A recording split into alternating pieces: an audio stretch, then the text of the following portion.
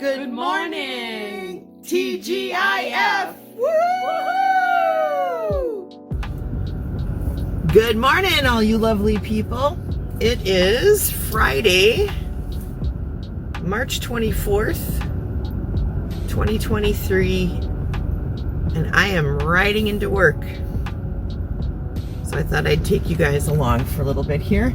Well, first of all, let me make a confession here.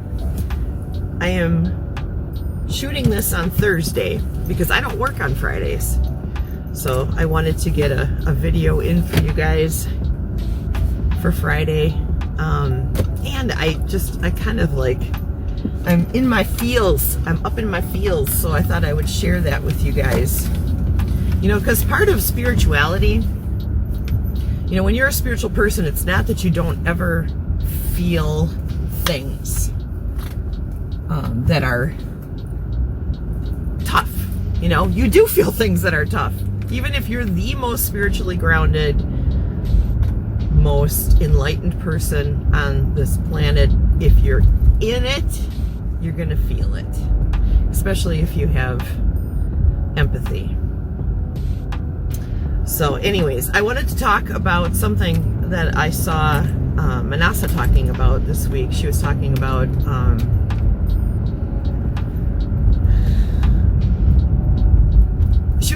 something that triggered a memory for me, okay?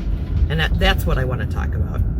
I want to talk about what it was like for me when I was working downtown. So I used to be an event staging manager for a local venue. And, you know, we did weddings, concerts, you know, all kinds of stuff there. And one thing about downtown Milwaukee is there is a large group of homeless people who hang around downtown. And I think it's like that in pretty much every city. It's just a great place for them to busk for money or for food. And so they hang out downtown. I grew up being very compassionate towards homeless people because my grandpa was a pastor. He preached at the rescue mission. I was surrounded by homeless people my whole life, and I had come to understand that homeless people are not terrible people. Homeless people are down on their luck. They might be having mental illness issues. They might be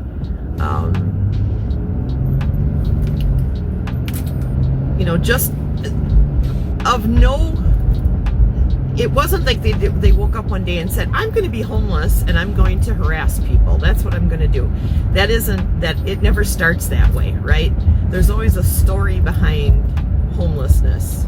And it's a story that if you take the time to listen to it can be very relatable. All right. So that is my attitude towards homeless people. That is what I went into my job every day feeling when I would see homeless people on the street. I often carried water with me so I could give them some water, especially if it was hot outside. I had bought like t-shirts at work, you know, when they would have our like $2 t-shirt sale. I'd buy up a bunch of t-shirts and hand them out to people. You know, that was my thing. Now, honestly, when I look back on this, I've realized that my generosity in like giving people water, giving people t-shirts, you know, giving them money, whatever. My generosity wasn't really generosity. It was an act to make me feel better about what I was looking at. And it's humbling to say that out loud. You know, me giving was for me. It wasn't for them. So eventually, I had 2 instances when I was working downtown of homeless people actually physically attacking me. And that caused me to get really afraid of homeless people. And I know how to fend for myself. Okay, so it wasn't like I got into a situation where I got beat up. In fact, it was kind of the other way around. But what came out of me in those moments when I was attacked really scared me. And so I became very leery of all homeless people that were in downtown Milwaukee. I was scared to death of them. to the point of anger. Like when I would see him, I'd feel angry, you know? And in my head, I didn't realize it at the time, but in my head, I was dehumanizing him. I was like, really, I mean, I had developed a deep prejudice when it came to homeless people.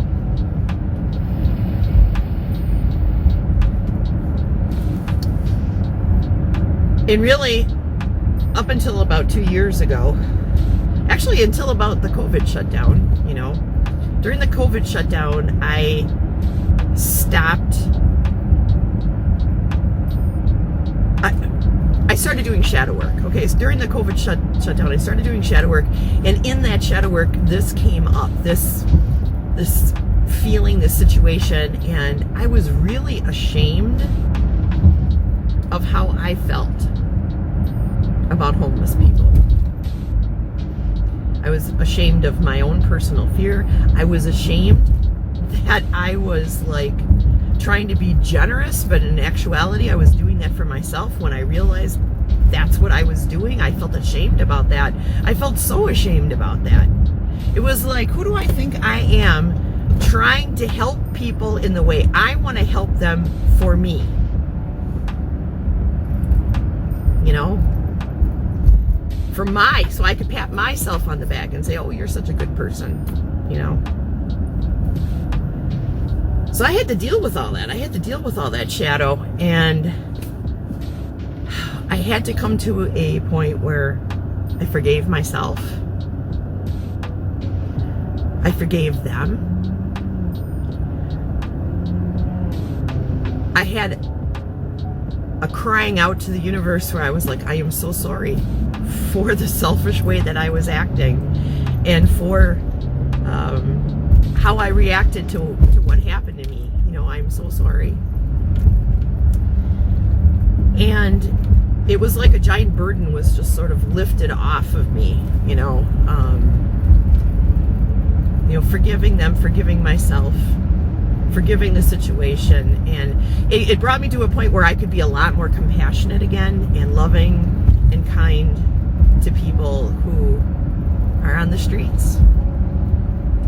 That could be me. That could be me. You know, Katie, on her card of the day as well, had a Six of Pentacles, which is kind of like a balance your money kind of card. Be both generous and be both willing to receive generosity. You know, that's what that card is.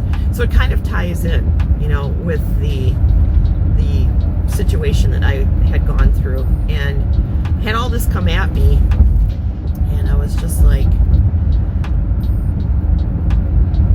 wow, you know, I wonder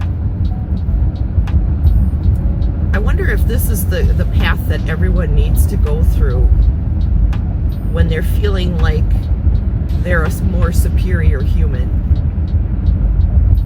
If this is the path that they have to go down to get rid of that feeling, you know, to let go of the pain and the fear and the misunderstanding of things, and just embrace the fact that we're all human beings and worthy of love.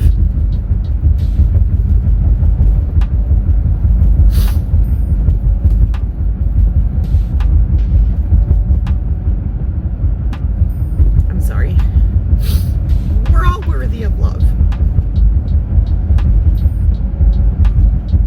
Man, there's been enough times in my life where if everyone in my life would have walked away and said, fuck you to me, I would have completely deserved it.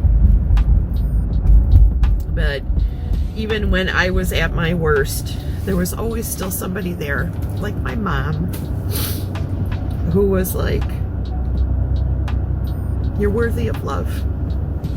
You know, the divine always reaches out too and says, you are worthy of love. And it could be too that, like, when I was looking at those homeless people and I was looking at the way that I reacted, that I just was so ashamed of that violent side of myself, that, you know, that need to protect myself side of myself, you know. Yeah, there's been times in my life where I have completely and totally sabotaged friendships, have made the decision that they don't like me. They're not going to like me. They don't like me. Now I don't like them. I'm going to walk away from this friendship. And they didn't do anything. This was me and how I felt about myself that caused this to happen. You know, I didn't like me. How can anyone possibly like me? And I would self-sabotage friendships because I just knew that they were going to blow apart. I just knew that these people couldn't genuinely like me, you know, but they did. I dehumanized myself.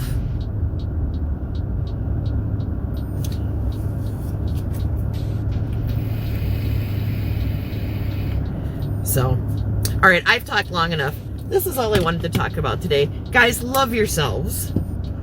Love yourselves first. Love yourself for everything that you are. Everything that you are. Right now, in this moment, love yourself. Work on the things that you can change. Let go of the pain and fear.